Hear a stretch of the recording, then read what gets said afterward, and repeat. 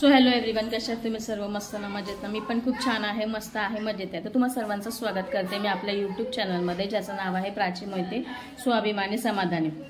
तर आज आहे आपली मार्गशीर्ष महिन्यातली पौर्णिमा, म्हणजे तुम्हा सर्वांना सर्वप्रथम मार्गशीर्ष पौर्णिमेच्या सगळ्यांना खूप खूप साऱ्या शुभेच्छा देते. आणि आजचा जो कार्यक्रम आहे तो आपला विहारामध्ये नेहमीच म्हणजे वर्षाच्या 12ही पौर्णिमा आपण शाखा क्रमांक 554 अंतर्गत पंचशील महिला मंडळ, सम्यक विचार संघ आणि बालविकास समिती या 40 संघटना मिळून आपण विहारामध्ये कार्यक्रम करत असतो. आणि आज तीच पौर्णिमा मार्गशीर्ष असल्या कारणाने आपण सगळे एकत्रित जमलो होतो. तर बघू शकता इथे, ठीक आहे. तर हे आहे आपलं विहार आणि इकडे येऊनच आपल्या सगळ्या पौर्णिमा, काही प्रोग्राम असतील, काही कार्यक्रम असतील किंवा जयंती असेल, ऑक्टोबर महिन्यामधले असणारं धम्मचक्र प्रवर्तन दिन, तर हा आपल्या ह्या विहारामध्येच होतो. सर्व महामानव आहेत आपल्याकडे इथे, फोटोना सर्वांना हार, आणि प्रत्येकाला आपण कामं दिलेली असतो की प्रत्येक पौर्णिमा कोण करणार आहे, कोण घेणार आहे, त्या पद्धतीने. तर आज आपल्या पंचशील महिला मंडळाच्या ज्या अध्यक्षा आहेत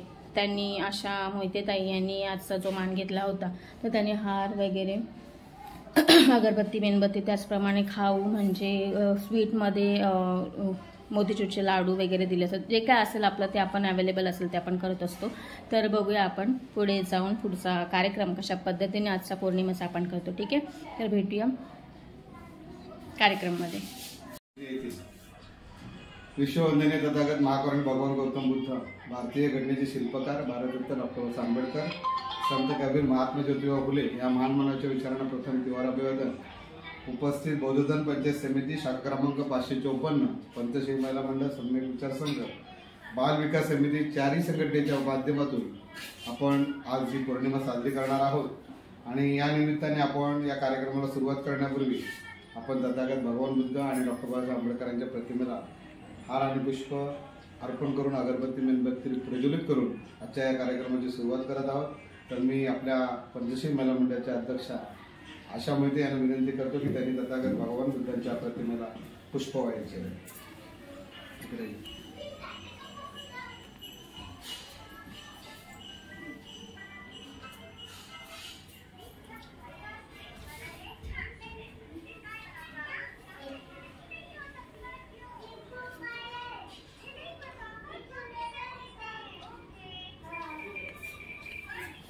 त्यानंतर पंचशील महिला मंडळाच्या सल्लागाराच्या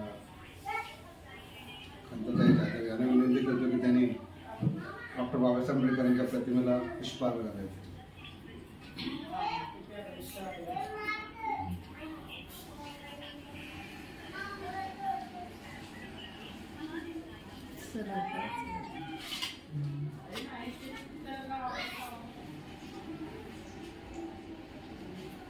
त्याचप्रमाणे पंचशील महिला मंडळाच्या मार्गदर्शक आमच्या बरेच आहे यांना विनंती करतो की त्यांनी छत्रपती शिवाजी महाराजांचा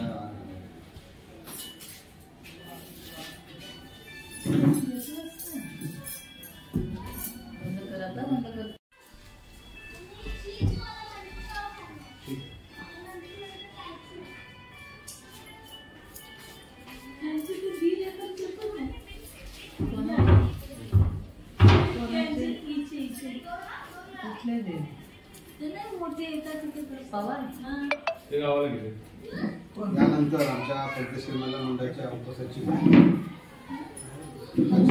विनंती करतो की मेणबत्ती प्रज्वलित करायची. चालू आहे, फोटो पण काढू का?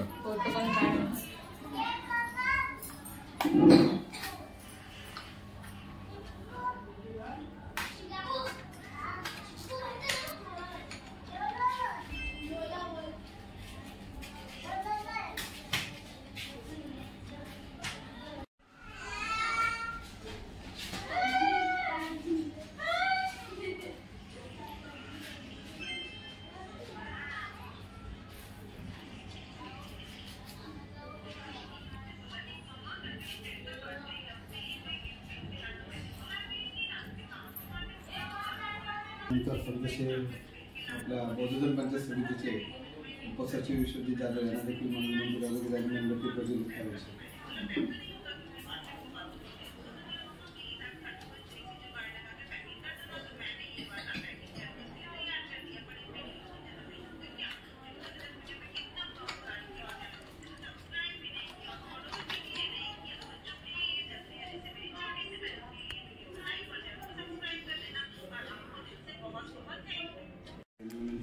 आणि अगरबत्ती प्रज्वलित करायची.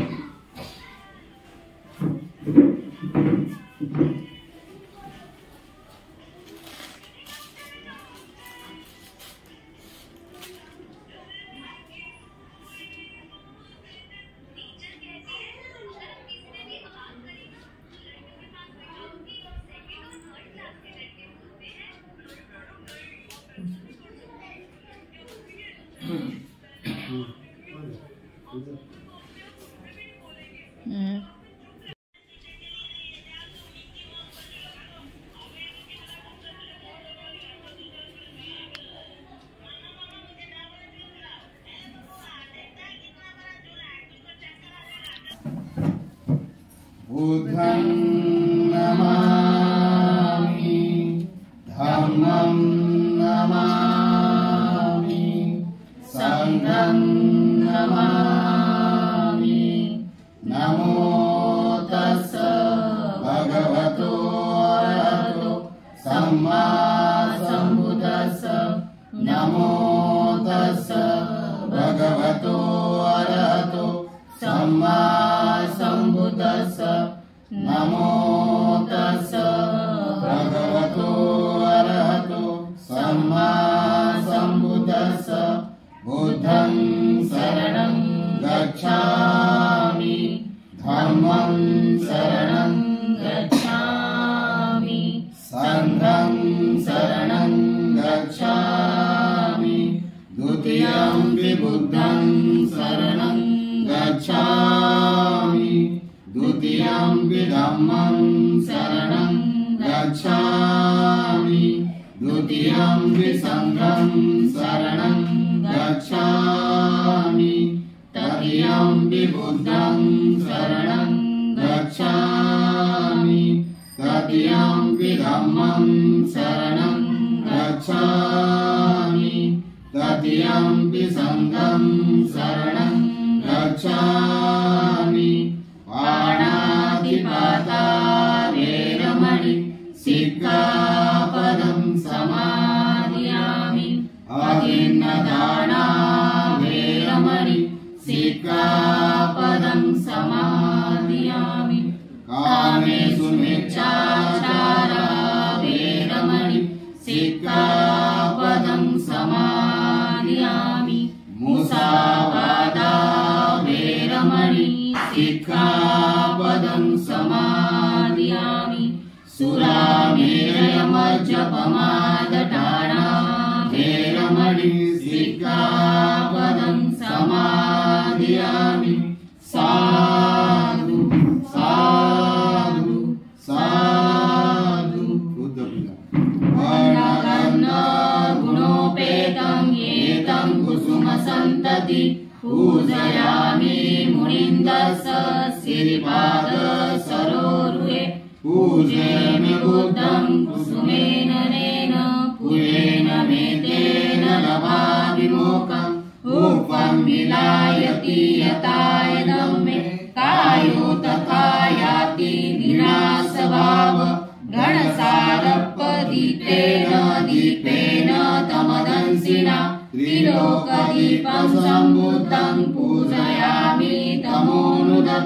सुगन्धिकाय वदनं अनन्तगुणगन्धिना सुगन्धिना गन्धेन पूजयामि तथागतं. बुद्धधम्मा च संघ सुगततनुभवा धातौ धातुगम्भे लङ्काय जम्बुद्वीपे दिवसपुरवरे नागलोके चतुपे. सभ्ये बुद्धस्य बिम्बे सकलदशदिशे केशलोमादिधातु वन्दे. सभ्ये बुद्धं दशबलतनुजं बोधिचेत्यं नमामि. वन्दामि चेत्यं सप्तसपटाणेषु पतितं. शारीरिकधातु महाबोधि बुद्धरूपं सकलं सदा. सकलबीज विजुरयान देवरूपं सुजीव.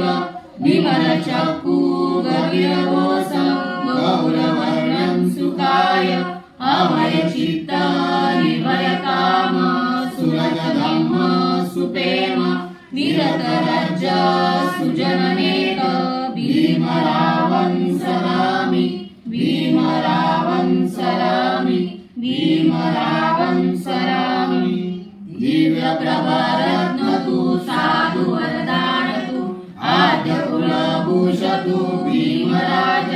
सकल विद्यापति ज्ञान सत्संगति शास्त्र शासनमति बुद्धि तेजा पंकजा नरवरा रतन स्वजन उद्धारा भगवंता मुसाकरा भक्त काजा चौदार संगरी शास्त्र धरिता करी तापला हरिउरी रौद्र रूपा मुक्तिपथ कोणता जीर्ण स्मृती जाळिता उजाळल्या गदिका मार्ग साजा राष्ट्र घटना कृती शोभते भारती महामानवोरती सात संज्ञा शरण बुद्धास्मी शरण धम्मास्मी शरण संघास्मी भीमराजा भीमराजा भीमराजा संकल्प भीमाय धम्मानुधम्मपति पटिया दुग्धं कुजेमि भीमाय धम्मानुधम्मपति पटिया धम्मं कुजेमि भीमाय धम्मानुधम्मपति पटिया संघं कुजेमि अध्याय इमाय पटिपटिया जाती जरा मरणवा परिपूज्य स्वामी भीमाय पुमेन कामेन मामे बाल समागमो संत समागमो होतुच याव निर्वाण पटिया देवो वस्तु सकारेण सर्व संपत्ति हेतुच पितो भवतु लोके च राजा भवतु धम्मिको राजा भवतु धम्मिको राजा भवतु धम्मिको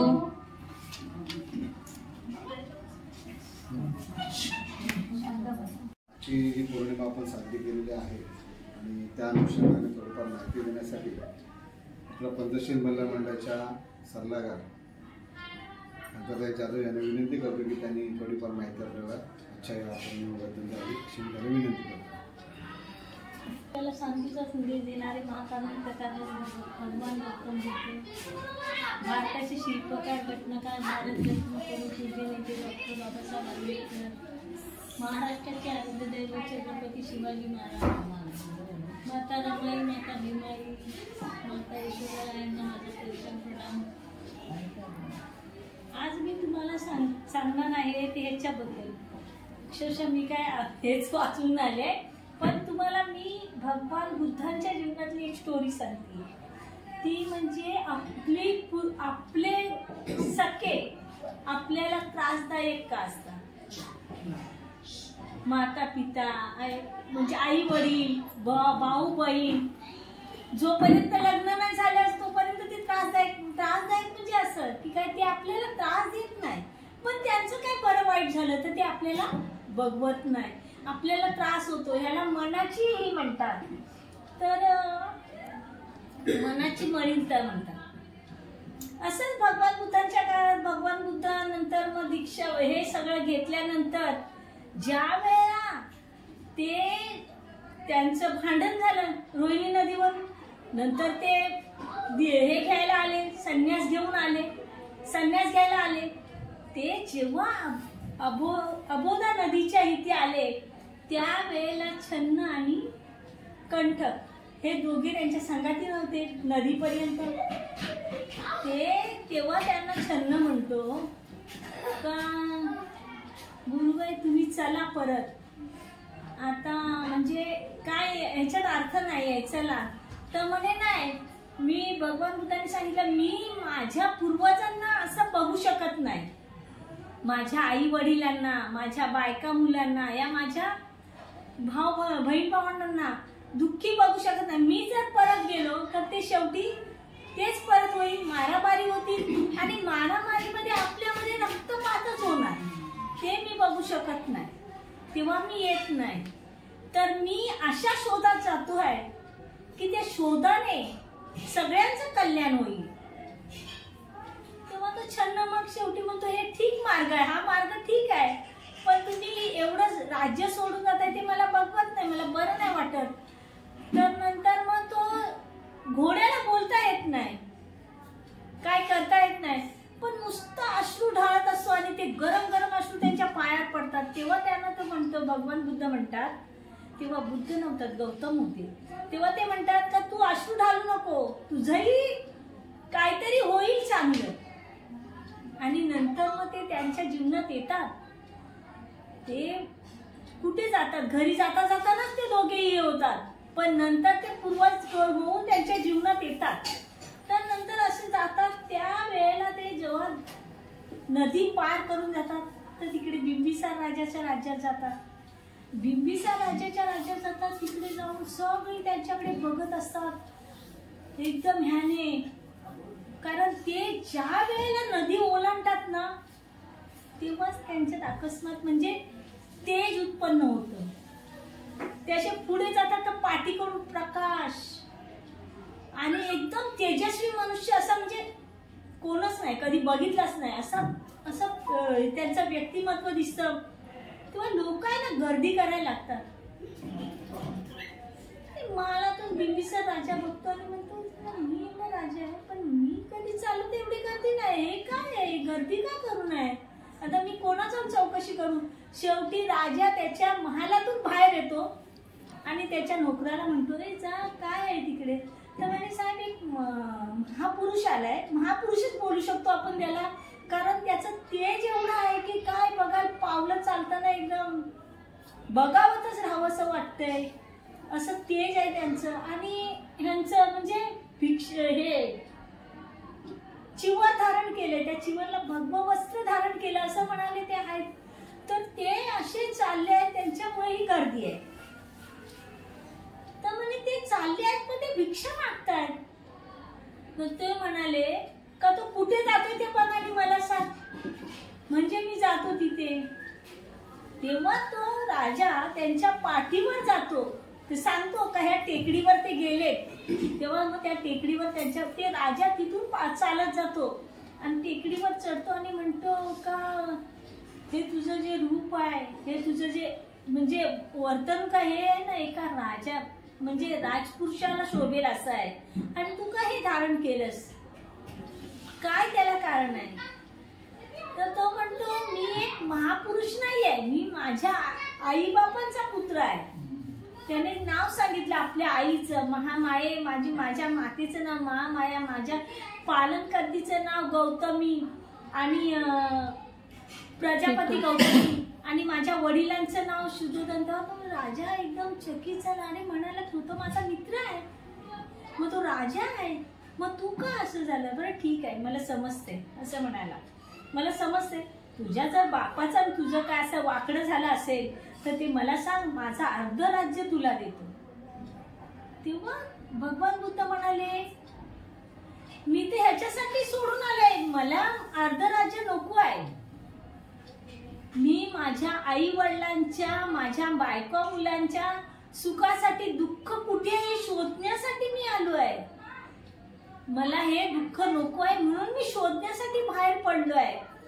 तर म्हणे ठीक आहे, तरी पण तुम्ही बघा तुमचा प्रयत्न सोडून द्या, कारण हे तुमचं जे शरीर आहे, तुमचं वर्णन आहे ना, ते तुम्हाला एक राजपुत्र म्हणून शोभण्यासारखं आहे आणि एक चक्रवर्ती राजा होण्यासारखं आहे. हे तुम्हाला हे तिथे शोभत नाही, वैराग्याच्या वेशात शोभत नाही.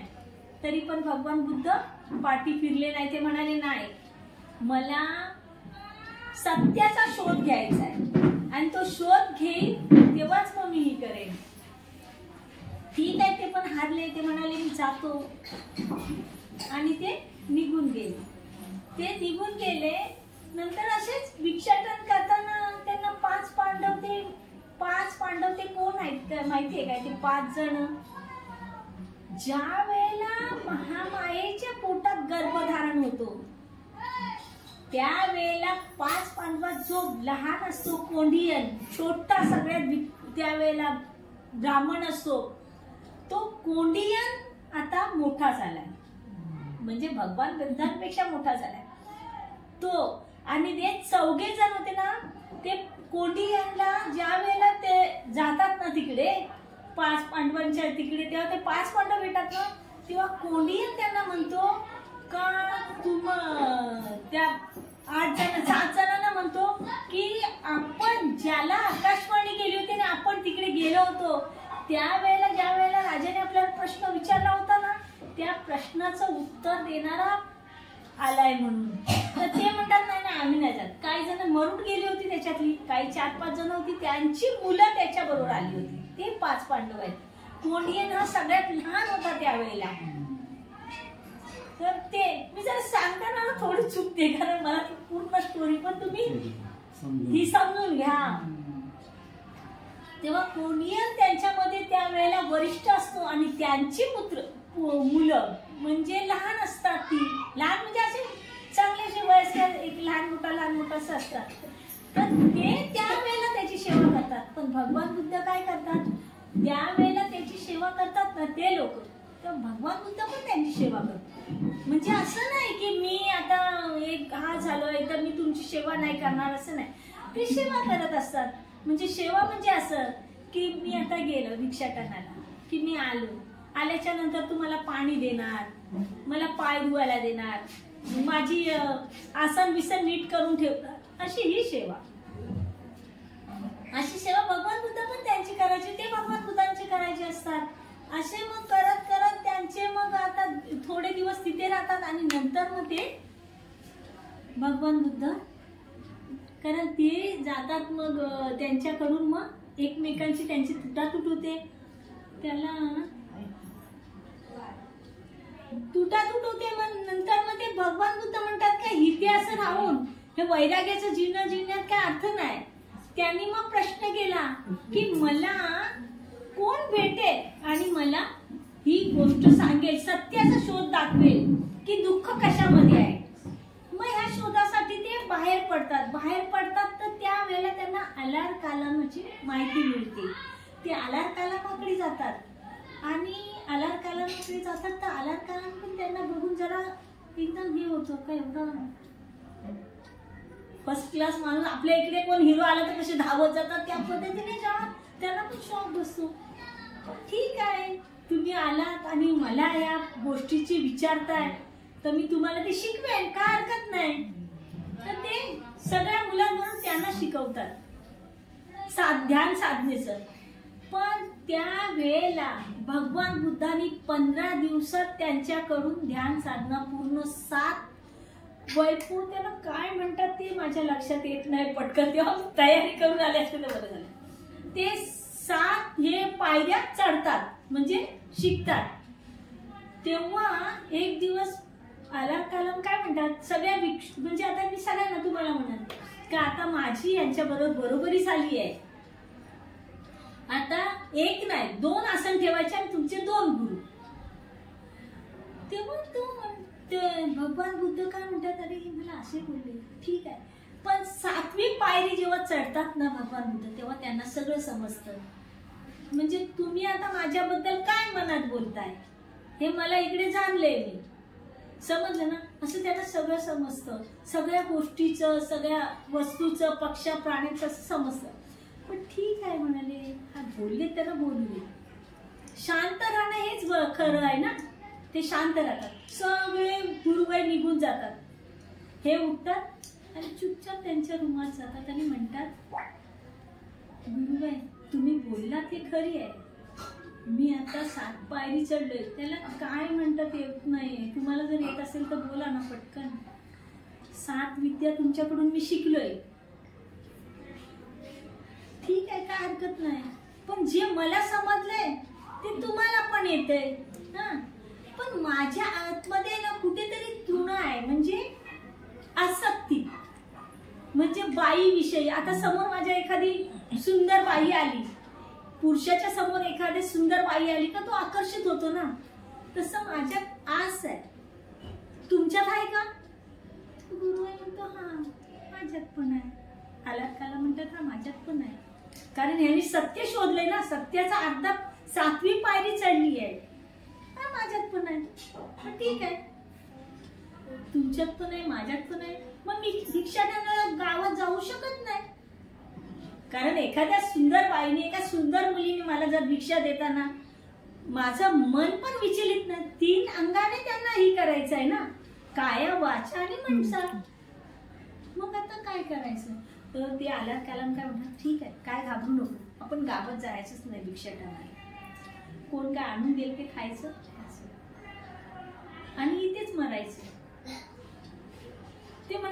मला हे नाही चालणार, मला अजून पुढची पायरी चढायचीच आहे. आला कलम काय म्हणतो, ठीक आहे जितना तू एवढा ह्याने आग्रह करतोस आणि बोलतोस आहे, तर माझा एक मित्र आहे, काय रामपुत्र ना, उद्धक रामपुत्र, माझा एक मित्र आहे, तो 8वी पायरी केली आहे त्याने, त्याच्याकडे जा. ठीक आहे म्हणतो, जातात त्याच्याकडे, त्याला प्रणाम वगैरे करतात, भगवान बुद्ध त्यांना आसन वगैरे देतात. जसे त्यांनी केलंय त्याची तशी ह्यानी पण, म्हणजे भले मी गुरु आहे पण मी इज्जत करणं माझी कर्तव्य आहे. तिथे तो भगवान बुद्ध 7 दिवसात 8वी पायरी चढतात. 8वी पायरी अशी, पक्षी काय बोलतोय, कुणाशी, म्हणजे सगळंच त्यांना समजतं, सगळं ज्ञान येतं. माणसाच्या मनातलं तर समजतंय, पण सगळ्या गोष्टीविषयी त्यांना माती, दगड, दोंडे सगळे समजते. तर भगवान बुद्ध त्याला म्हणतात, त्याला पण प्रश्न विचारतात का, ते नाही, ते पण तसेच बोलतात. हे बघा, आता तुमचा गुरु एक नाही 2 असणं इथे टाकायची. ते म्हणतात सगळे लोक, कारण माझ्या बरोबर हे पण आता तुमचे गुरु झाले, कारण ह्यांनी 8वी पायरी चढली. हे कशाच्या मनाने बघितले त्या दोघांनी, ज्ञानाच्या. माझ्या मनात आहे ह्यांच्याबद्दल, ह्यांच्या मनात आहे माझ्याबद्दल. हे फक्त ह्यांना असं वाटतं मलाच माहिती आहे. हा, पण मला पण माहिती आहे, हे मी सांगितलं तेव्हा त्यांना माहिती पडलं ना की तुमच्या मनात जे काय चाललंय ते माझ्या मनात आहे. तेव्हा ते काय म्हणतात, ठीक आहे, काय भगवान बुद्ध बोलत नाही त्यावेळेला, तेव्हा पण गप्प राहतात. नंतर ते तिकडे गेले, सगळी गेली आणि ते रूमात गेले त्यांच्या, की त्या रूमात जाऊन वापस गुडघ्यावर पाय टेकून हात जोडून भगवान बुद्ध म्हणतात की म्हणते, आपलं गुरु आहे, तुम्ही बोललात ना ते ठीक आहे, पण मी आता पूर्ण हा नाही झालं. ते म्हणतात तू कशावर बोलतो, तर म्हणजे माझ्या मनात आहे ना अजून पण आसक्ती आहे, कोण काय बोलतं काय, कोण काय चालतं काय, वेगळे आणखीन विचार. समजलं ना, खाण्यापिण्यात सगळ्यात, म्हणजे सगळ्या गोष्टीची आसक्ती मोडली पाहिजे. कुठल्याच गोष्टीवरती मन असं गेलं नाही पाहिजे, ते मनात गेलं पण नाही पाहिजे, आलं पण नाही पाहिजे. असं मनात जाऊ दे, पण काय पण राहिलं पाहिजे ना, वाचा पण तशी पाहिजे. तर म्हणे माझी वाच तसं होतंय, मला तुम्हाला होतंय का, हा मला पण होतंय, मग तुम्हाला पण होतंय, मला पण होतंय. पण आपण गावात जायचं कसं, जर एखाद्या गावात गेलो आणि एखादं या काय पण आपण हट्ट हा शब्द नाही आला पाहिजे ना, रॉंग आहे. या एखादी स्त्री आली पुढे द्यायला, जेवण वगैरे द्यायला, तर तिच्याकडे हे नाही झालं पाहिजे, लक्ष पाहिजे. तर म्हणे मग कसं काय, तेव्हा ते पण म्हणाले जाऊ दे मित्रा, आपण 8वी पायरी चढलोय ना, बघूया पुढे हळूहळू. मग ते म्हणतात काय, आपण गावात जायचं नाही, कुठेच जायचं नाही, म्हणजे आपला तो प्रश्न, आपला संबंध येणार नाही. तर भगवान म्हणते असे थोडी आहे, मला सगळ्यांच्या मध्ये जायचं आहे,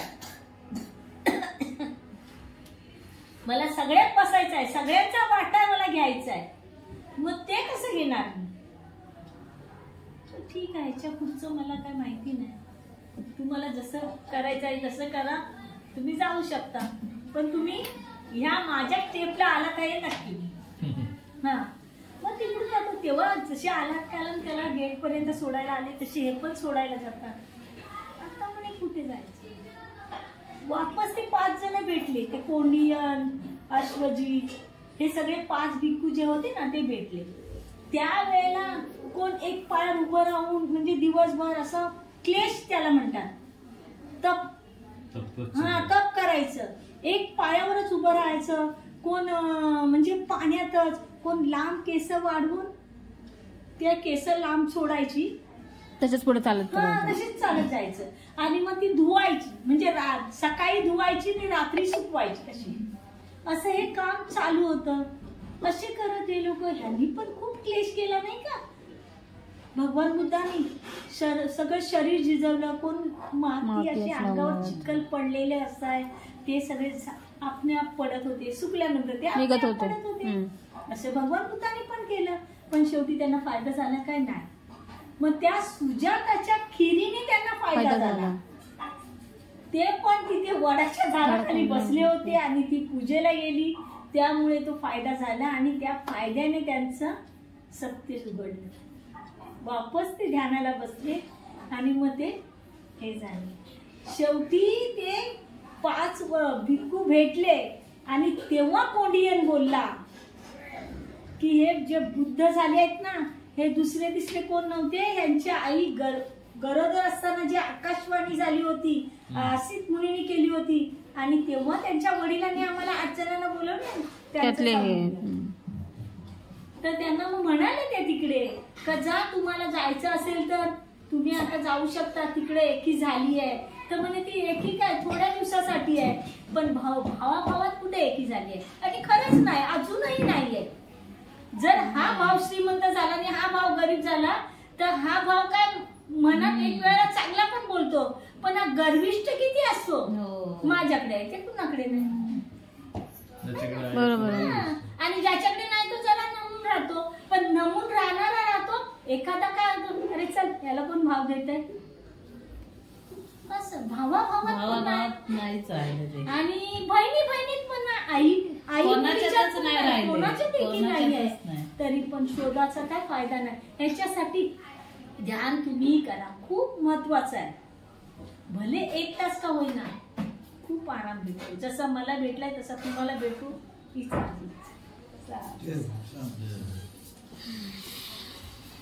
खूप उशीर बोलले, 20 मिनिटं चांगले बोलले. थँक्यू. तयारीच नाही काय, वाचलंच नाही. टाकणार आहे म्हणून तर एवढं रेकॉर्ड केलंय मी, सांगितलंय ना, लोकांपर्यंत पोहोचलं पाहिजे पण ऐकलं पाहिजे. आपण सर्वांनी जी माहिती आहे की खरंच चांगली बरोबर माहिती दिलेली आहे आणि सागर झालेले आहेत. तर आपण स्मरणात घेऊन आता आपण या कार्यक्रमाचा शेवट करूया. आणि आज आपण सर्वजण पौर्णिमेसाठी उपस्थित झालात त्याबद्दल सर्वांचे हार्दिक आभार मानतो. आणि आपल्या पद्धतशीर महिला मंडळाच्या अध्यक्षा आशा मोहिते यांनी आपल्याला स्वीट म्हणून जे काय दिलेलं आहे त्यांच्यासाठी एकदा जोरदार टाळ्या वाजवायच्या.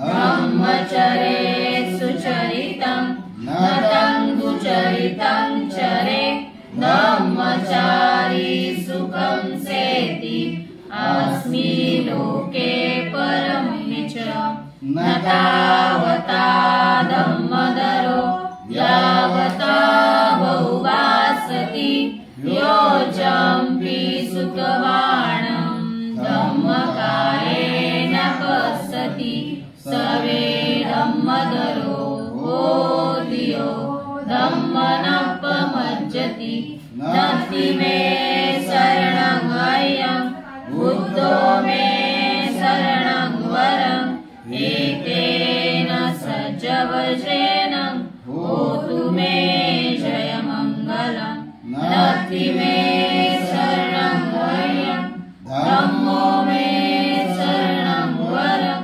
एतेन सज्जवशेन होतु मे जयमङ्गलं नति मे शरणं अयं संगो मे शरणं वरं एतेन सज्जवशेन होतु मे जयमङ्गलं.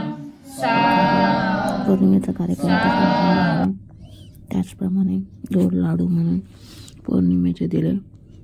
सर्वांना सविनय जय भीम, जय शिवराय, नमो बुद्धाय, जय स्वामीनाथ.